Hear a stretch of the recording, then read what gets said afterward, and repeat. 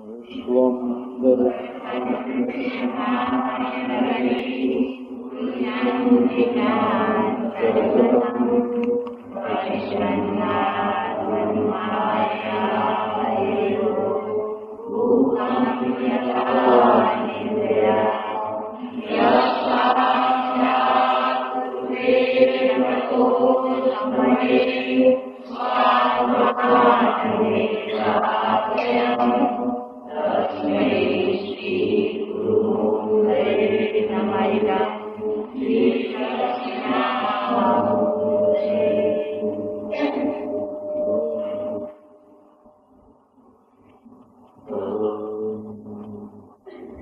यदपूर्वं यक्षमन्तः प्रजानाम्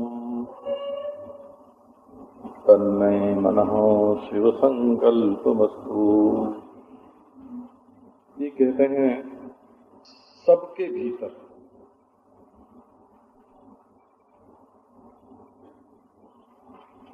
कीड़ा से लेकर के ब्रह्मा तक और तृण से लेकर के प्रकृति तक प्रजानाम अंतः सबके भीतर अपने भीतर अपने अपने भीतर एक यक्ष रहता है, जैसे पीपल के पेड़ पर भूत रहता है ऐसे एक यक्ष रहता है। उसको समझदारी से चलाओगे तो वो तुम्हारे लिए देवता है, और नासमझी से उसको चलाओगे तो वो तुम्हारे लिए राक्षस है। यक्ष कहने का अभिप्राय क्या? मूल में किसी किसी को भूत प्रेत यक्ष लग जाते हैं तो सत्यानाश कर देते हैं, और किसी किसी को ये सिद्ध हो जाते हैं तो वो जो चाहे सो ला ला के देते हैं।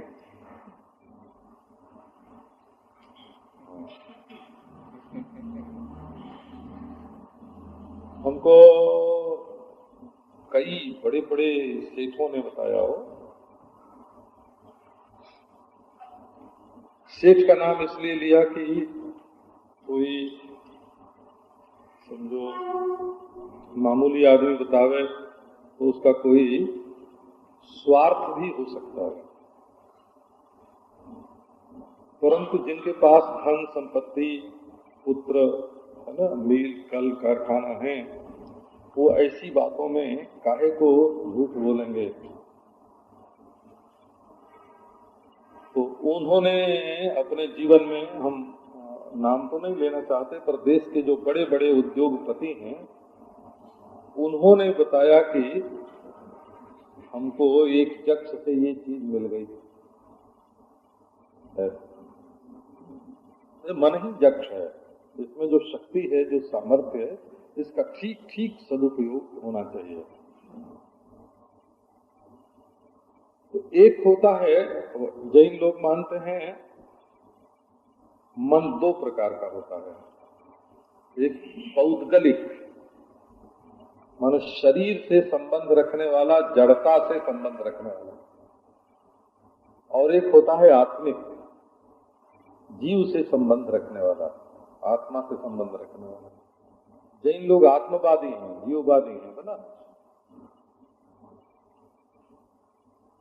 वेद शास्त्र को न मानने पर भी आत्मा का अस्तित्व मानते हैं, और पुनर्जन्म भी मानते हैं, परलोक भी मानते हैं, और क्या नाम है कि शुद्ध निर्मल हो जाने पर आत्मा की उज्जवल तीर्थंकर के रूप में उसका भी अस्तित्व मानते हैं।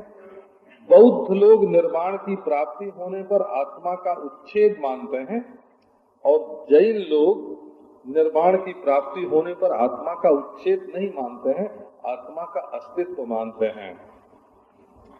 एक शुद्ध इकाई के रूप में, निर्मल उज्जवल इकाई के रूप में ये आत्मा जो है वो जीवित ही रहता है, शुद्ध दृष्टा। तो वो मन जो है वो दो तरह का, तो शरीर में भी दो तरह का मन, एक अधोमुख कमल के रूप में अष्टदलाकार कमल हृदय में, और एक अष्टदलाकार कमल नाभि में, इसको पौद्गलिक मन मानते हैं। 8-8 दल दोनों में होते हैं। ये मन की कथा तो बड़ी विलक्षण है ना। तो ऐसा मानते हैं कि जब हम सोते हैं तब दोनों कमल संकुचित हो जाते हैं, और जब हम जागते हैं तब दोनों कमल खिल जाते हैं। हमारे तांत्रिक लोग जो हैं वो कमल तो दोनों मानते हैं, परंतु मन का निवास हृदय कमल में ही मानते हैं, नाभि कमल में नहीं मानते हैं। जैन लोग नाभि कमल में भी ध्यान का विषय मानते हैं। हमारे कीनारामी हैं संत, वो नाभि कमल में ध्यान का विषय मानते हैं।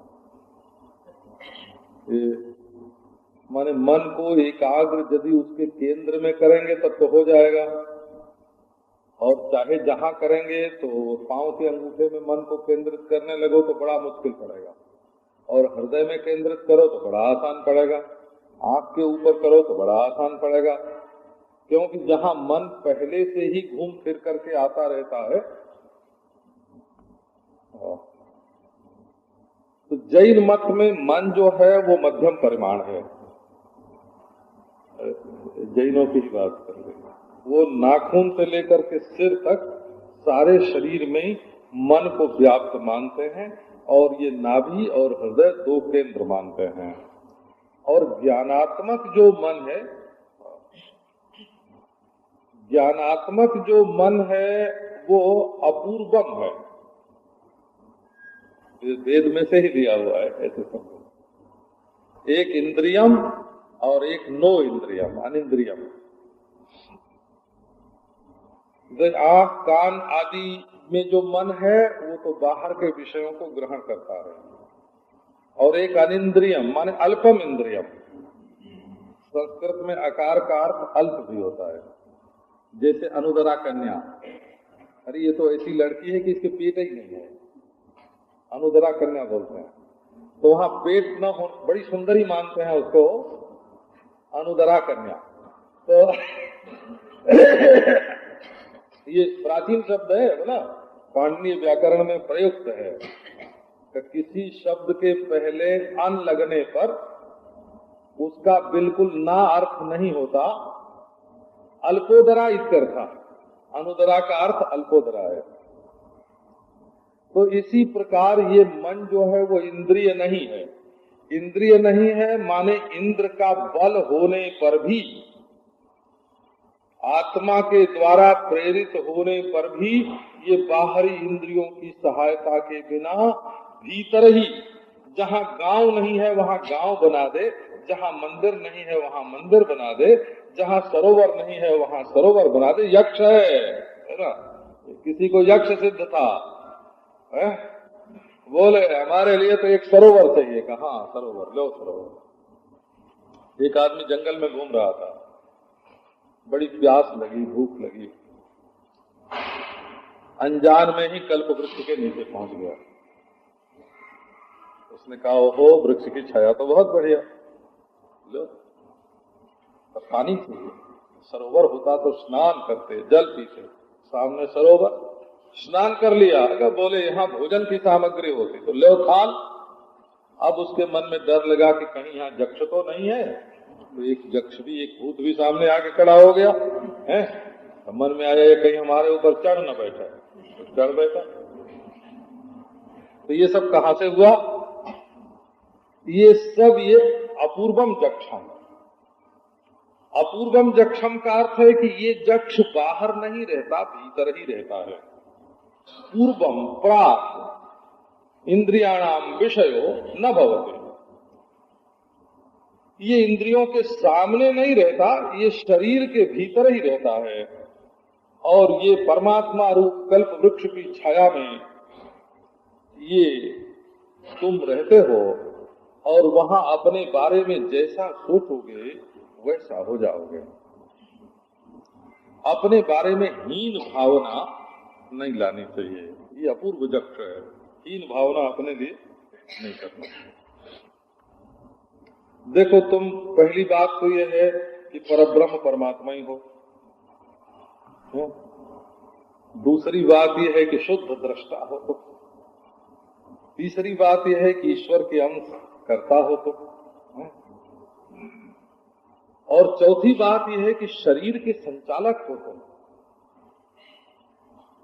अपने आप को कहीं भी नात्मानम अवसादे, अपने को कहीं अवसन्न मत करो। तो अपने मन का गुलाम नहीं होना चाहिए, अपने मन का मालिक होना चाहिए। हुकुम दो, एक सेठ थे हो, है ना, उत्तर प्रदेश के थे, बनारस में उनकी बड़ी महिमा थी। तो उनके ऊपर एक जिंद आता था, जिंद। बड़े धर्मात्मा थे, हे भगवान। तो रेलगाड़ी में पूरा डब्बा रिजर्व करा के चल रहे हैं और बीच में नाचने लगे, कूदने लगे, गाने लगे, कुरान की आयत बोलने लगे। तो मुनीम रहता था साथ, उनको संभालता था। जब बाद में ठीक हो जाते तो कहते कि मुनीम जी किसी को बताना मत, है ना। और जेब में से निकाल के 100, 200, 500 रुपया उसको इनाम दे देते और कहते कि मुनीम जी किसी को बताना मत, किसी को मालूम न पड़े कि इनके सिर पर जिंदा था। तो नारायण, ये बहुत विलक्षण है। ये तुम्हारे भीतर जो जक्ष है ना, ये तुमको नचाता है, हंसाता है। हम ये कह रहे थे कि वो बड़ा भारी सेठ, करोड़पति आदमी, और अपने मुनीम को हाथ जोड़ता था, क्योंकि अपना सेठपन जो है ना उसको भूल जाता था। तो ये तुम मालिक हो अपने मन के, और मालिक मानने का अर्थ ये होता है, मालिक हम ऐसे नहीं मानते। एक देखो, एक धनी होता है धनस्वामी, और एक धनदास होता है। तो जिसके पास धन तो बहुत हो लेकिन किसी को दे न सके, देने का सामर्थ्य नहीं है, तो वो धन का सेवक हुआ ना, जिंदगी भर सेवा करेगा और वैसे ही छोड़ के मर जाएगा, पता नहीं किसके हाथ लगेगा। और जो धनस्वामी होता है, धन का मालिक, वो जो जिसका मालिक होता है वो चाहे तो उस चीज को किसी को दे सकता है। देखो दुनिया में जो भी चीज हो, तुम सोचो कि दुनिया में क्या चीज तुम नहीं छोड़ सकते, क्या चीज तुम नहीं दे सकते। जो तुम नहीं छोड़ सकते, नहीं दे सकते, वो भी एक दिन तुम्हें छोड़ना पड़ेगा, वो भी एक दिन तुम्हें देना पड़ेगा। तो ये बिल्कुल मोह है और तुमको यक्ष लगा हुआ है, यक्ष। और ये यक्ष सिद्ध हो जाए तो यक्ष से सिर्फ अपनी सेवा मत लो, दूसरे की सेवा भी उसे कराओ। इसकी एक बात देखो, व्यवहार की सुनाता हूं। जैसे घर में पति पत्नी रहते हैं तो कभी झगड़ा हो जाए तो हमारे मन की रहे ये आग्रह बिल्कुल नहीं करना चाहिए। अपने मन को दबा दो, क्योंकि वो तो तुम्हारा नौकर है। बोले चुप, सामने वाले के मन की होने दो, तब तो मन तुम्हारा नौकर है। और अगर तुम्हारा मन प्रबल हो उठा और तुम जिद कर बैठे कि नहीं आज तो हमारे ही मन की होगी, तो मन तुम्हारा नौकर नहीं रहा, तुम मन के नौकर हो गए। हाँ, ये लोग, दुनियादार लोग बिल्कुल उल्टा समझते हैं। अच्छा, दो आदमी में परस्पर व्यवहार करने का मौका पड़े तो जहां तक धर्म का विरोध न हो, अब समझो हमसे यहाँ आके कोई कहे कि तुम झूठ बोलो, तब तो वो धर्म के विरुद्ध हो गए। लेकिन वो ये आके कहे कि तुम ऊपर मत बैठो, नीचे बैठ जाओ, तो इसमें धर्म का विरोध कहाँ है? नीचे बैठ जाएंगे, इस मन के अनुसार नहीं, उसके मन के अनुसार सही। तो जहां तक धर्म का विरोध न होता हो वहां तक अपने मन की वासना जो है ना, उसको इतनी हल्की फुल्की रखना कि सामने के मन के अनुसार चले, तब तुमको दुख नहीं होगा। तो ये जक्ष तुम्हारे बस में है, ये बात हम कब समझेंगे कि ये जक्ष हमको हम तुम्हारे बस में तब समझेंगे जब ये तुम्हारी आज्ञा मान करके, है ना, दूसरे के मन के अनुसार भी चलने लगे, धर्म के अनुसार चले, शास्त्र के अनुसार चले, दूसरे के अनुसार चले। व्यवहार करते समय जब तुम ये भूल जाते हो कि सामने वाले के भी, तुम्हारे जीवन में दुख क्या है हमको मालूम है, हम शकल देख के पहचान जाते हैं, हम तुम्हारे जीवन का दुख समझते हैं। तुम ये समझते हो कि हमारा मन तो मन है और दूसरे का मन चुकंदर है। हाँ, देखो हमारे महात्माओं में एक बड़ी बढ़िया चीज है, अच्छे साधुओं में सब में वो पाई जाती है। बोला साधु की अच्छाई का नमूना है, एक दूसरे से जब मिलते हैं तो पूछने लगते हैं, समझने के लिए बात पूछते हैं, समझते होते हैं तब भी पूछते हैं। स्वामी असंगानंद जी महाराज मिलते हैं तो पूछना ही शुरू कर देते हैं। तो वो पूछते नहीं है, उनको जानने की जरूरत नहीं है, वो हमारा आदर करते हैं। बोला आदर की परिपाटी ये है, तुम्हें कोई काम करना हो और अपने घर वालों से सलाह करके करो और पूछ के करो, हैं? और यदि उसमें तुम्हारा कोई बहुत नुकसान न हो तो उन्हीं के मन की करो। मैंने सुना एक घर में झगड़ा इस बात पर हुआ कि पति का कहना था कि आज पीले रंग की साड़ी पहनो, पत्नी का कहना था कि मैं हरे रंग की साड़ी पहनूंगी, और दोनों में वो लड़ाई हुई महाराज कि सारा घर विषैला हो गया। अब देखो ना, इतनी छोटी बात पर अगर अपने मन के वश में हम हो जाएंगे और दूसरे के मन की परवाह नहीं करेंगे तो दुखी हो जाएंगे ही नहीं हो जाएंगे। तो ये तुम्हारे साथ एक भूत लगा है और कभी कभी तुमको ऐसा बिगाड़ देता है, सावधान रहना चाहिए। हाँ, जिस दिन ये अपने मन की जिद रखने को कहे उस दिन तो जरूर ही दूसरे मन की मानना चाहिए। ये आजकल के दूसरे के मन के साथ अपने मन को मिलाओ तो वो तुम्हारे लिए अमृत हो जाएगा, वो विष नहीं होगा, वो तुम्हारे लिए अमृत हो जाएगा, दवा हो जाएगी। अच्छा, अब ये जक्ष जो है, ये मन आत्मई मन के रूप में प्रकट होता है। ये आत्मा का गुण है मन, है ना। ऐसा भी माने विचार जो होते हैं, संकल्प जो होते हैं, वो आत्मा के ही गुण हैं। एक विचार ऐसा है, और मन एक स्वतंत्र द्रव्य है, ये विचार दूसरा है। और बौद्धों का तो कहना है कि मन ही आत्मा है, कि जिसको तुम आत्मा आत्मा मानते हो ये तुम्हारा मन ही है। ये शुद्ध होने पर ज्ञानात्मक आत्मा है और ये विषय संपृक्त होने पर जीव है और विषय से तादात्म्य हो जाने पर जड़ है। मन ही जड़ है, मन ही जीव है, मन ही आत्मा है। और यदि इसको तुम शुद्ध कर लो, शुद्ध करके देखो, तो ये उमा हिमवती के रूप में प्रकट होता है। अग्नि का जिसके ऊपर कोई बल नहीं चलता, वायु का जिस पर कोई बल नहीं चलता, इंद्र जिसको देख नहीं सकता, वही मन हिमवती ब्रह्म विद्या के रूप में, उमा के रूप में प्रकट होता है। ये वो नहीं है, माँ है। माँ नहीं, प्रमा है। और प्रमा भी विषयों की नहीं, ब्रह्म प्रमा है, इसीलिए माँ बोलते हैं। वो तो झूठा है, माँ को छिपाने के लिए है। ये माँ है, माँ माने प्रमा है, यथार्थ ज्ञान है। और ये अपूर्वम, इंद्रियों से विलक्षण है, मन से विलक्षण है, ये आत्मा के साथ बिल्कुल सन्निहित है, ये आत्मा की अभिव्यक्ति है। तन्मे मनः शिव संकल्पमस्तु। अगर तुम अपने मन को बना लो, हम दुनिया में कुछ हो जाए दुखी नहीं होंगे।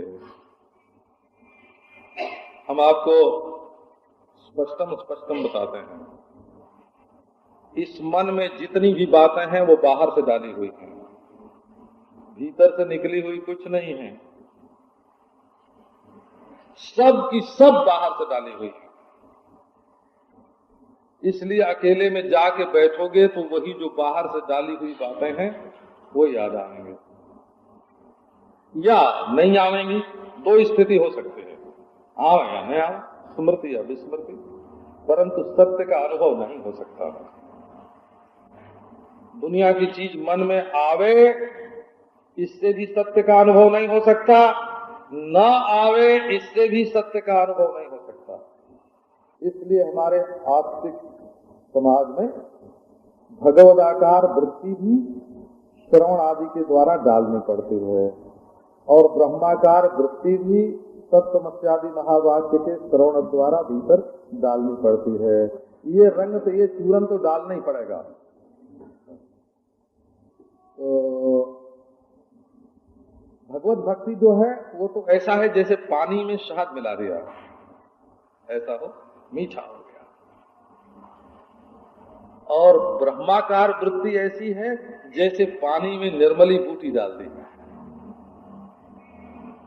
उसका मैल कट गया, उसका मैल कट गया और अपने आप को ब्रह्मानुभव ब्रह्म रूप से अनुभव करके परिच्छिन्नता कट गई। अच्छा देखो, आपसे एक सवाल करते हैं। हम ये समझ के बात नहीं करते हैं कि आप सब ब्रह्मवेत्ता हैं, है ना, और न यही समझ के बात करते हैं कि आप सब अज्ञ हैं, है ना। बीच में तो हम नहीं पड़ेगा थोड़ा थोड़ा। आपको जो अनुभव हुआ है उसकी याद आती है कि नहीं? तो अरे ये बड़ी करारी तलवार है ये बोला। तो यदि आपको किए हुए अनुभव का स्मरण होता है, याद आती है, तो वो आपका अनुभव बिल्कुल विषय संबंधी है, परमार्थ संबंधी नहीं है। रात को बैठे थे तब समाधि लग गई, उसकी अब याद आ रही है। एक दिन उत्तर काशी में थे हमारे एक महात्मा, तो 10:05 पर उनको ब्रह्म का अनुभव हो गया। फिर जिंदगी भर उन्होंने उसी की याद की। तो 10:05 पर जो ब्रह्मानुभूति उनको हुई थी, जिंदगी भर उसकी याद करते रहे। देखो, आपको ये बताते हैं कि जिस बात की याद आती है वो तो भूत में छूट गई, वो तो यक्ष हो गई, भला वो यक्ष हो गई, वो भूत हो गई। जिसकी स्मृति आती है वो इस समय परोक्ष नहीं है,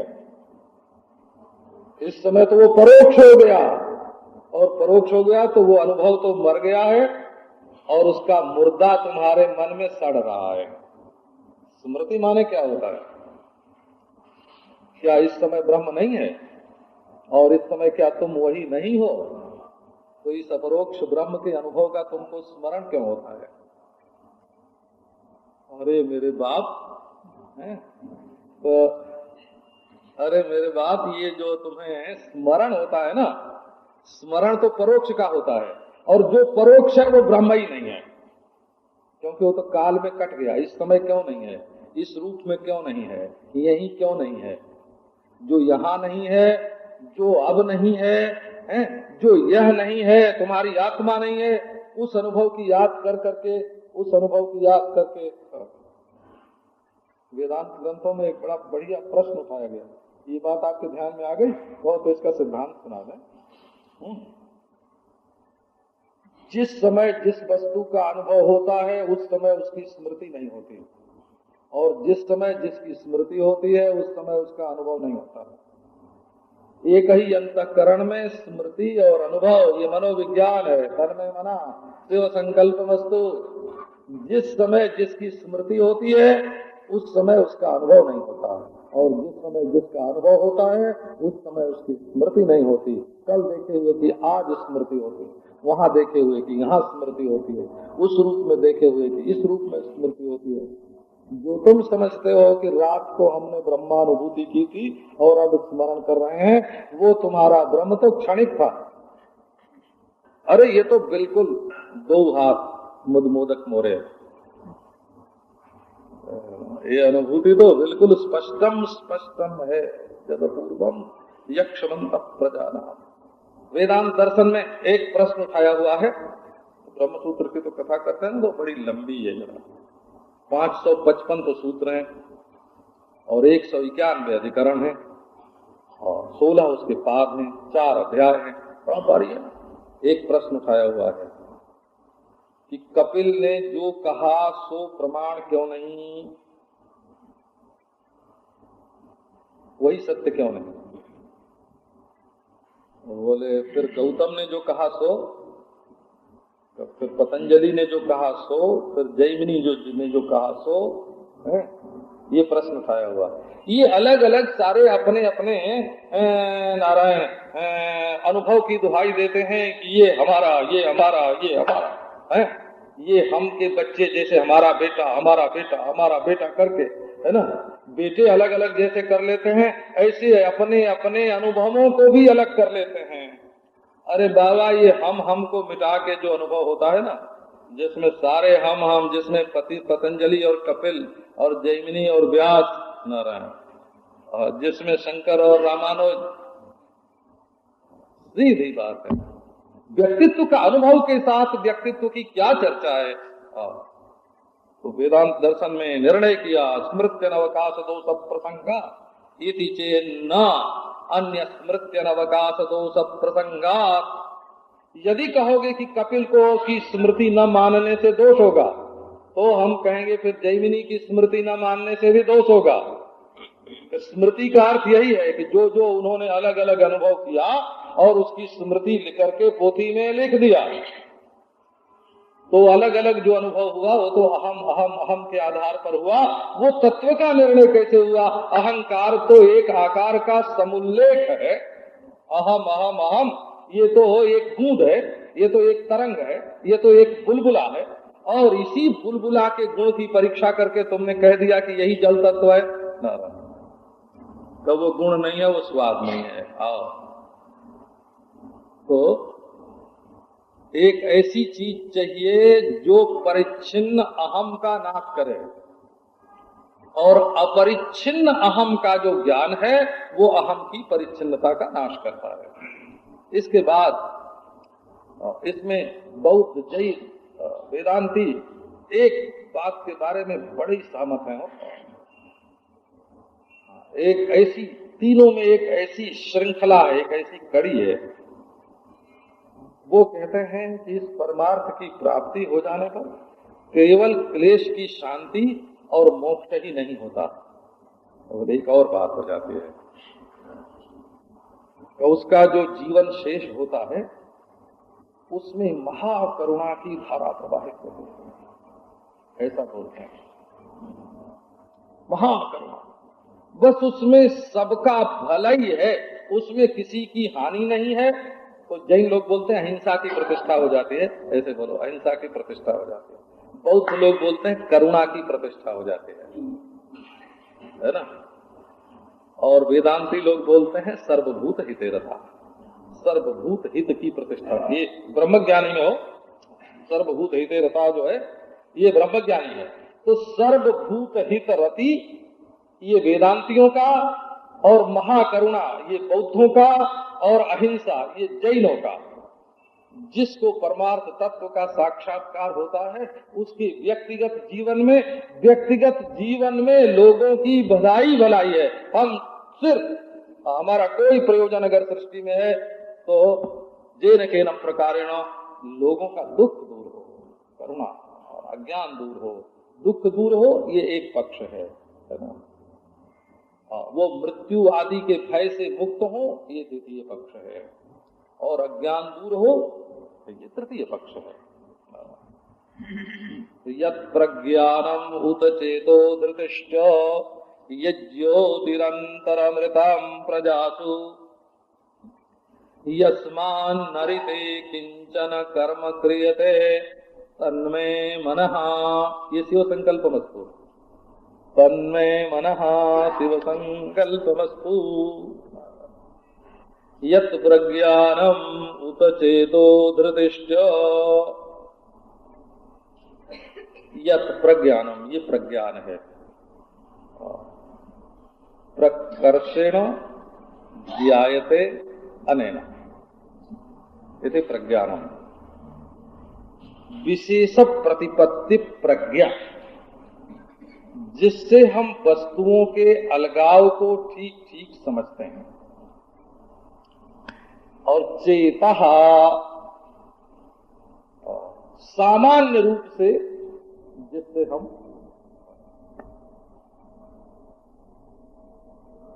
हमारी तरफ ये मिट्टी का जो घड़ा बनता है ना, वो लाल लाल बनाते हैं। आप उधर बनारस की तरफ हमने तो कुम्हार के घर में देखा है, अवा में तपने पर इतना लाल लाल नहीं होता, वो घड़े पर एक रंग का प्रयोग कर देते हैं पकते समय, इससे घड़े जो हैं वो लाल लाल होते हैं। अच्छा, तो आगरे में जब घड़े देखो तो सीमेंटी रंग के, है ना, सीमेंटी रंग के दिखेंगे। वो बनाते हैं ना, वो क्या नाम है, हाँ झंझर कुंजा सब बनाते हैं, सीमेंटी रंग के बनाते, वो भी रंग ही है। अच्छा, इधर मैंने काले काले देखे। तो एक आदमी ने एक जगह काला रंग देखा, एक जगह सीमेंटी रंग देखा, एक जगह लाल रंग देखा, है ना। अब उसके ध्यान में ये बात आती ही नहीं है कि ये सब घड़े हैं, क्योंकि रंग पर उसकी नजर चली गई। एक ने कहा भाई पानी भरने का ही तो काम है, किसी भी रंग के घड़े में भर लो, हमारा प्रयोजन सिद्ध हो गया। एक ने कहा नहीं, जरा हम माटी की परीक्षा करेंगे, माटी का भी असर पानी पर पड़ता है। हो, ये जिस मिट्टी से घड़ा बनता है ना, मिट्टी से, मिट्टी की भी कई किस्म होती हैं। एक मिट्टी ऐसी सौंधी सौंधी होती है कि उससे बने हुए घड़े में पानी रखो तो पानी स्वाद सुगंधित हो जाता है, और एक ऐसी मिट्टी का घड़ा बनता है कि उसमें पानी रखने पर थोड़ी दुर्गंध आने लगती है। तो ये भी माटी का गुण नहीं है। माटी की परीक्षा सुगंधित होना, दुर्गंधित होना, काला होना, लाल होना, तो विशेष विशेष रूप में घड़ों को पहचानना ये प्रज्ञान है। और एक घटत्व जाति को पहचान लेना, देखो सब स्त्री स्त्री है, सब है, ये सामान्य ज्ञान हुआ, सब स्त्री है। और ये पद्मिनी है, ये शंखिनी है, ये चित्रिणी है, ये है ना, कोक शास्त्र की रीति से स्त्री विशेष को पहचानना का ये जो है, ये विशेष ज्ञान है, उसका विशेष ज्ञान है, हाँ ये प्रज्ञान। विशेष प्रतिपत्ति प्रज्ञा का नाम प्रज्ञान है, और सामान्य प्रतिपत्ति प्रज्ञा का नाम चेतस है। अब आपको देखो दूसरे ढंग से बात सुनाता हूं। श्रुति में लिखा है प्रज्ञानम ब्रह्म, प्रकृष्टम ज्ञानम प्रज्ञानम। प्रकृष्टम विषय लेश रहितम, ज्ञान में अशुद्धि क्या है? जैसे पानी में मिट्टी मिल जाए तो पानी शुद्ध पानी नहीं रहा ना, मिश्रित पानी हो गया। ऐसे हमारे ज्ञान में जब संसार का कोई विषय मिल जाता है तब वो ज्ञान अशुद्ध हो जाता है। जरा ज्ञान को शुद्ध करो, यह भी न रहे ज्ञान में और मैं भी न रहे ज्ञान में, तब ज्ञान के दो दुश्मन हैं। यह जो मैं ज्ञान से मिलता है वो तो ज्ञान को जड़ बना देता है, बोला। यह जब ज्ञान में मिलता है तो ज्ञान को जड़ और दृश्य बना देता है, और जब मैं ज्ञान में मिलता है तो ज्ञान को टुकड़े टुकड़े कर देता है। दोनों दुश्मन हुए ना। एक चेतन ज्ञान को जड़ बना दिया विषय ने, और चेतन ज्ञान को परिच्छिन्न बना दिया, अखंड ज्ञान को परिच्छिन्न बना दिया अहम ने। बौद्धों ने तो इस बात पर इतना जोर दिया है, वो कहते हैं कि दुनिया में जितने दोष पैदा हुए हैं वो इसी अहंता के कारण पैदा हुए हैं। सब दोषों की जननी यही अहंता है, यह अहंकार है। आप देखना, आपको अपने घर में दिन भर में अगर 100 दुख होते होंगे तो उसमें से 10 दुख तो हो सकता है कि साड़ी ठीक घर में ना हो, है ना, या रोटी ना हो घर में, रोटी ना हो, कोयला ना हो, स्टोव ना हो, इसके लिए हो। पर 90 दुख इसलिए आपको होता है कि आपके अहंकार पर चोट लगती है। वो साड़ी बढ़िया न होने का भी दुख अहंकार पर ही दुख है, अहंकार पर ही चोट है। एक बार हम लोग जा रहे हैं बद्रीनाथ, तो जोशी मठ में पहुंचे तो यहाँ एक बहुत बड़े सेठ जोशी मठ में ठहरे हुए थे। 144 तो उनके साथ वो ढोने वाले झंपाने थी हो, और 4-4 एक में 4-4 कुली थे, और उनके घर के 70-75 आदमी थे। तो कहीं ठहरने की जगह नहीं थी उत्तरकाशी में। अब हम लोग शाम को पहुंचे थे अंधेरे में, न कोई चीज मिले खाने को, न ठहरने की जगह मिले। तब हम उन सेठ के ही पास चले गए, है ना, ये दादा वादा सब थे, है ना। मैंने कहा भाई, अरे वो तो देखते ही हमको जानते थे, हमारा पहचान थी। उन्होंने झट नौकर जहाँ ठहरे हुए थे, है ना, मुनीम नौकर, जगह को बिल्कुल हटा के खाली कर दिया। और फिर ये वो स्वामी जी खाएंगे क्या? मैंने कहा हम लोगों को बनाने की कोई जगह ही नहीं है, हम खाएंगे कैसे? तो बोले हम पूरी बनवाते हैं। अभी उनके साथ एक पलटन रसोइयों की थी, तुरंत पूरी बननी शुरू हुई। जब खाने बैठे हम लोग, वो मजेदार बात वो है, उनकी लड़की यही है, वो लड़की इसी मुंबई में ही है मौजूद, है ना। वो परसने लगी भोजन। जब गई चौके में तो रसोइयों ने जो पूरी दी तो उसने समझा था बाबा जी लोगों के खाने की है, मोटी मोटी बनाई थी। उसने कहा स्वामी जी भोजन करेंगे, और लड़की मेरी भी जान पहचान थे, स्वामी जी भोजन करेंगे और मैं परसूंगी और ये पूरी ले जाऊं, उठा के थाली को फेंका चौके में। मैं पूरी के थाली उठा के फेंक दी, तो फिर बनी बढ़िया पूरी, तब खाया। तो अच्छा, तो एक देखो ये है ना, एक होता है ना अहम होता है, इसका नाम होता है अहम नारायण। तो ये जो है घर में तुमको 90 नहीं 99% जो दुख होता है बाहर से वो नहीं आता, तुम्हारे अहम में से निकलता है। तो एक बार ज्ञान को साफ कर दो, अद्वयम कर दो। अद्वयम माने ज्ञात्रिक ज्ञेय भेद वर्जितम, बोला। ये देखो, ये ध्यान, ज्ञाता पने का अहम और विषय पने का इदम, यह और मैं दोनों नहीं है और ज्ञान है। तब श्रुति बोलेगी, हाँ वेद बोलेगा क्या? प्रज्ञानम ब्रह्म। ये जो ज्ञाता और ज्ञेय के भाव से रहित जो ज्ञान है, ये निर्विषय होने से और निरहम होने से, है ना। निर्विषय और निरहम होने से क्या है? श्रुति कहती ये ब्रह्म है। ब्रह्म है माने इसमें इदम न होने से देश काल नहीं है। जहां यह होगा वहीं देश काल होगा, यह के बिना देश काल नहीं होता है। और जहां यह नहीं होगा वहां यह का ज्ञाता भी नहीं होगा। यह के अभाव का भी ज्ञाता नहीं है। तो शुद्ध ज्ञान है, अखंड ज्ञान है। वो कैसा ज्ञान है? श्रुति कहती है प्रज्ञानम ब्रह्म। तो ऐसा जो अद्वय प्रज्ञान ब्रह्म है वो कौन है? प्रज्ञा, उसी से एक होकर के इसकी संज्ञा होती है प्रज्ञान। अब चेतस संज्ञा कैसे होती है? साक्षी चेता केवलो निर्गुणस्य। वो साक्षी चेता जो है। अच्छा, अब ये प्रसंग पे आपको नारायण बाद में सुनाऊंगा।